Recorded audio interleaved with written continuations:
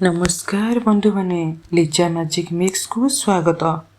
आपणको bank रे account अछि कि किंतु सेविंग अकाउंट और करेंट अकाउंट मध्य प्रकृत तफात कौन आपण जानते कि? चलंतु आज सहज भाषा रे बुझी परिबा। प्रथमे सेविंग अकाउंट विषय जानिमा।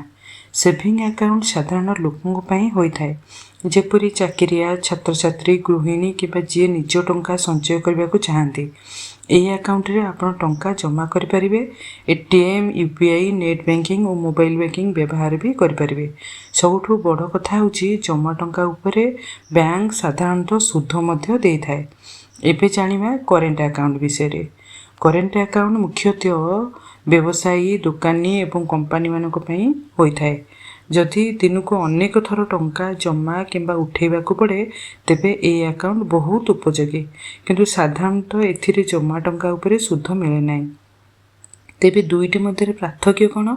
सेविंग अकाउंट रे कौन हम संचय पई सुध मिले, साधारण व्यवहार पई मिले, किंतु करेंट अकाउंट रे कौन व्यवसाय पई मिले, बारंबार टंकार लेन देन करि परिबे, किंतु साधारणतः सुध मिले नाही।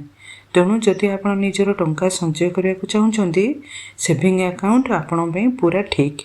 आउ जदि आपण व्यवसाय करछंती एवं प्रतिदिन बहुत टंकार लेन देन करछंती तेबे करेंट अकाउंट बहुत उपयोगी।